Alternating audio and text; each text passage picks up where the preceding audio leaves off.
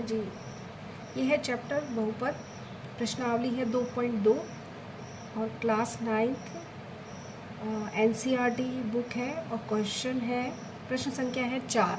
ठीक है, तो प्रश्न संख्या 4 में क्या पूछा है आपसे, निम्नलिखित स्थितियों में से प्रत्येक स्थिति में बहुपद का शून्य ज्ञात कीजिए। तो आपको शून्य ज्ञात करना है।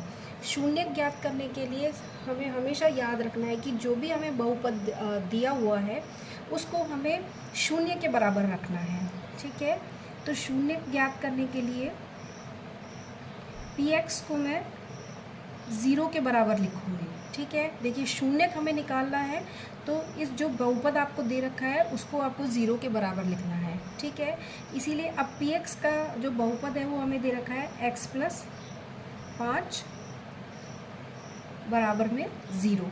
ठीक है, अब देखिए ये प्लस का x है, जब मैं इसका पक्षांतरण करती हूँ तो यहाँ सिर्फ x आएगा और जब इसका पक्षांतरण करती हूँ तो इसको ये बराबर में उधर ले जाती हूँ, पक्षांतरण करती हूँ तो x का जो साइन है या जो चिन्ह है ये प्लस का है वो माइनस में चेंज हो जाएगा, तो ये आ जाएगा -5।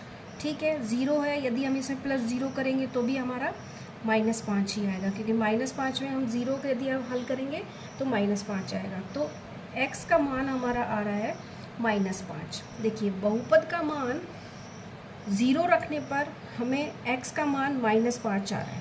ठीक है, अब देखिए यदि मैं इस x को इस बहुपद में यदि लिख देती हूँ, जैसे x की जगह -5 यदि मैं यहाँ पे रख देती हूँ तो px का मान जो है वो 0 आएगा। ठीक है, शून्य आएगा। तो इस चीज़ का आपको ध्यान रखना है कि जो भी आपको शून्य यदि किसी बहुपद का निकालना है तो उसको 0 के बराबर लिख देना है। ठीक है, 0 के बराबर लिखने के बाद आप जब हल करेंगे तो आपको शून्यक मिल जाएगा। तो इस बहुपद का जो शून्यक है वो होगा -5। ठीक है, ये हमारा इसका हो गया आंसर। अब देखिए सेकंड इसी तरीके का है। शून्यक निकालने के लिए हम क्या करेंगे, px जो भी बहुपद दे रखा है उसको हम शून्य के बराबर लिखेंगे। अब बहुपद हमें दे रखा है x - 5 बराबर में 0। अब इस x - 5 का जब मैं पक्षांतरण करूँगी तो यहाँ बराबर में उधर जो है इस साइड जाके मतलब दाएं पक्ष में जाकर के ये साइन जो है चेंज हो जाता है, ये माइनस का साइन है तो प्लस हो जाएगा, प्लस का 5 हो जाएगा। लेकिन प्लस का 5 हमेशा कभी भी हम प्लस आगे नहीं लगाते, आगे कुछ नहीं लगाया है इसका मतलब हमें प्लस ही मानना पड़ेगा। ठीक है, तो ये हमारा आ गया इस बहुपद का शून्यक। ठीक है, ये हमारा आंसर आ गया। अब देखिए थर्ड क्वेश्चन भी इसी तरीके से है। इस बहुपद का शून्यक निकालने के लिए हम इसको 0 के बराबर लिखेंगे और जो बहुपद हमें दे रखा है उसको हम 0 के बराबर लिखेंगे। अब देखिए इसमें प्लस का 5 है, इसको जब मैं पक्षांतरण करती हूँ तो ये -5 आ जाएगा। ठीक है, और प्लस का 0 करेंगे तो उसको भी हल करेंगे तो -5 ही आएगा। अब देखिए x के गुणा में 2 है, जब हम इसका पक्षांतरण करेंगे तो ये गुणा में है तो यहाँ आके इसका जब हम पक्षांतरण करेंगे इसका इस 2 को उधर ले जाएंगे तो ये भाग में चला जाएगा, गुणा में है भाग में चला जाएगा। ठीक है, तो देखिए ये आ गया इसका शून्यक। तो x = -5/2 जो है -5/2 है वो इस बहुपद का क्या है, शून्यक कहलाता है। ठीक है, हुआ आपको क्लियर?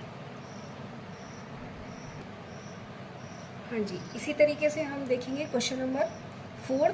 देखिए 4 में बहुपद दे रखा है हमें 3x - 2। ठीक है, इसका शून्यक निकालने के लिए इस बहुपद को 0 के बराबर रखेंगे, बहुपद को लिखेंगे 0 के बराबर। अब इस 2 का पक्षांतरण करेंगे तो ये 2 माइनस का है तो उधर जाके प्लस का हो जाएगा, और ये 3 गुणा में है, जब इसका पक्षांतरण करेंगे तो ये भाग में चला जाएगा, जो भी आपको संख्या यहाँ दे रखी है उसके भाग में चला जाएगा। तो ये इस बहुपद का शून्यक हमें मिल गया। ठीक है, 2/3 इसका क्या होगा, शून्यक होगा। ठीक है, अब देखिए क्वेश्चन नंबर 5 में भी हम शून्यक निकालने के लिए बहुपद को 0 के बराबर रखेंगे, 3x को 0 के बराबर रखेंगे, 3 गुणा में है जो कि 0 के भाग में चला जाएगा, और 0 को जब हम किसी भी संख्या से भाग करते हैं तो वो 0 ही आता है। ठीक है, ये हमारा हो गया क्वेश्चन नंबर 5 का आंसर। शून्य, शून्य जो है वो इस बहुपद का क्या होगा, शून्यक होगा। ठीक है, अब देखिए क्वेश्चन नंबर 6 है। देखिए क्वेश्चन नंबर 6 में क्या दिया हुआ है आपको, एक कंडीशन दी हुई है कि a is not equal to 0। ठीक है, ये आपको ध्यान रखना है, जब ये a जो है वो 0 के बराबर नहीं है, बराबर को काट रखा है, इसीलिए a जो है वो 0 के बराबर नहीं है। देखिए इसका कैसे यूज़ करना है हमको। अब देखिए शून्य निकालने के लिए हमें बहुपद को 0 के बराबर रखना पड़ेगा और ax जो है वो 0 आ जाएगा। px की जगह मैंने px का जो बहुपद दे रखा है वो मैंने px की जगह रख दिया है। अब देखिए x is equal to a गुणा में है तो ये इसके भाग में चला जाएगा। ठीक है, अब देखिए ये कंडीशन आपको यहाँ लिखनी है कि a is not equal to 0। ठीक है, या a बोल दीजिए कि a जो है वो 0 के बराबर नहीं है। ठीक है, जब a 0 के बराबर नहीं है तो a जो है वो कोई भी संख्या हो सकती है लेकिन 0 नहीं हो सकती है। तो 0 नहीं हो सकती है तभी इसका मान क्या है, 0 आएगा। 0 क्यों आएगा, क्योंकि 0 को जब हम किसी भी संख्या से भाग करते हैं तो 0 ही आता है। ठीक है, ये यहाँ इसीलिए दिया, ये देखिए मैं आपको बता देती हूँ, ये इसीलिए दिया हुआ है आपको कि यदि मान लो यदि a 0 होता, यदि a 0 होता तो क्या है, 0/0 जो होता है वो एक अनडिफाइंड जो होती है वैल्यू होती है। अनडिफाइंड मतलब वैल्यू होती है मतलब जिसका कोई भी डिफाइन नहीं किया जा सकता, कि 0/0 जो होता है वो कभी भी परिभाषित नहीं होता है।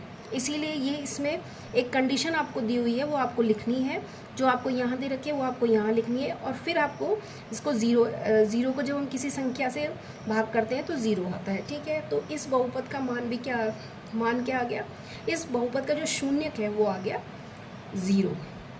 ठीक है, अब देखिए पिछले क्वेश्चन में हमने किया था कि आप यदि इसका शून्यक यदि हम यहाँ पे रखते हैं तो क्या है, px की वैल्यू 0 आनी चाहिए। ठीक है ना, अब देखिए x की जगह में 0 यहाँ रखते हो तो px की वैल्यू 0 आ जाती है, तो x का मान जो 0 है वो इस बहुपद का शून्यक कहलाता है। ठीक है, अब देखिए इस प्रश्न का लास्ट प्रश्न है कि px दे रखा है अपने को cx प्लस d, और c जो है वो 0 के बराबर नहीं है, और c और d जो है वो वास्तविक संख्या है। तो देखिए सबसे पहले इसका शून्यक निकालने के लिए हम बहुपद को 0 के बराबर रखेंगे, बहुपद का हम बहुपद लिखेंगे यहाँ पर, उसको 0 के बराबर करेंगे। अब देखिए d प्लस का है, उधर जाके क्या हो जाएगा, ये माइनस का हो जाएगा। c इसका क्या है, गुणा में है, तो यहाँ आके किस में हो जाएगा, भाग में चला जाएगा। ठीक है, ये भाग में चला गया, ये देखिए भाग में चला गया। अब देखिए क्वेश्चन में हमें दे रखा है कि c जो है वो 0 के बराबर नहीं है। अब देखिए इसका उपयोग हम कैसे करेंगे, देखिए यदि आप ये सोच के देखिए कि यदि c 0 हो जाता है, भाई ये x इज इक्वल टू जो है -d/c है, मतलब d को हम c में डिवाइड करेंगे, d को हम c से डिवाइड करेंगे, या d में हम c का भाग देंगे। अगर यदि ये 0 हो जाता है, अगर यदि यहाँ पे ये c 0 हो जाता है तो ये फिर वही एक जो है अपरिभाषित टर्म हो जाती है। ठीक है, इसीलिए इसको हमें यहाँ लिखना ज़रूरी है कि c is not equal to 0, और जो है c और d वास्तविक संख्या दे रखी है। वास्तविक संख्या में कोई भी संख्या हो सकती है, तो इस वास्तविक संख्या है, इसीलिए ये क्या है, इस बहुपद का शून्यक कहलाता है। ठीक है, हुआ आपको क्लियर। ठीक है, अब इस क्वेश्चन के सारे प्रश्न हो चुके हैं। ठीक है, ओके, थैंक यू।